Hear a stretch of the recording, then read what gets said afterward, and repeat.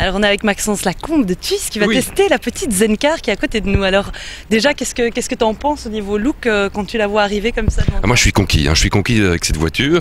Ça me rappelle au départ quand ça arrive la Lamborghini, vous voyez, avec la Murciélago, où ce sont des portières papillons. Et ça me rappelle aussi la tondeuse de mon papa, en fait, parce qu'en dessous, il n'y a pas d'hélice. On pourrait tondre son jardin avec, mais pas du tout. Elle est magnifique, tout à l'heure je l'ai vue arriver sans un bruit. Elle est splendide, moi j'ai hâte de monter dedans. J'ai hâte de monter dedans, elle est automatique, elle est électrique. C'est un petit sèche-cheveux pratiquement, parce que ça se branche comme un sèche-cheveux en fait. Et voilà, je peux monter dedans. Là c'est parti, tu peux embarquer. Je sors de table.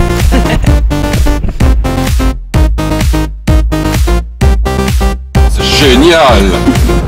T'es bien.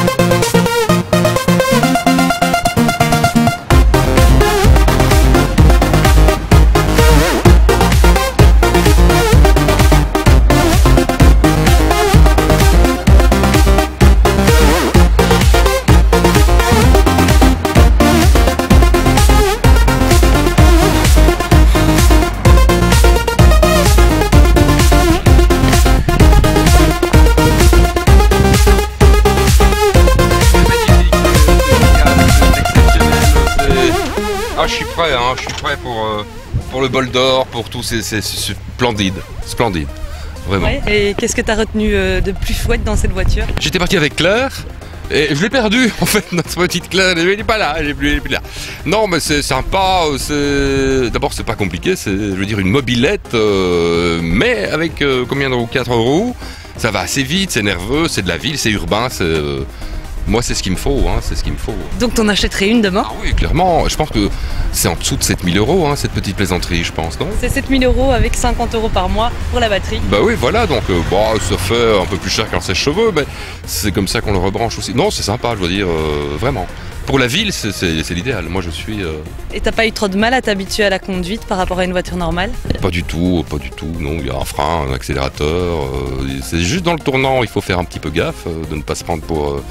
Fangio, mais voilà. Est-ce que tu crois que c'est un gros désavantage cette voiture?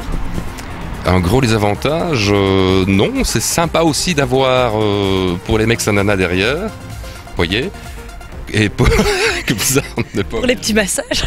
Petit massage, ça a un côté, c'est clair qu'il me disait ça, c'est un côté baignoire, un petit peu, ça lui rappelle le bain à deux, c'est bien.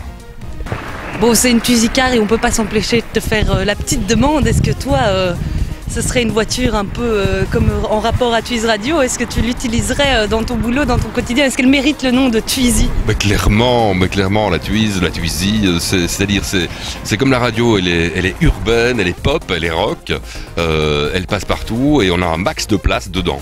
Donc c'est vraiment, elle porte vraiment bien son nom. Et on peut mettre Thuis à fond dedans aussi.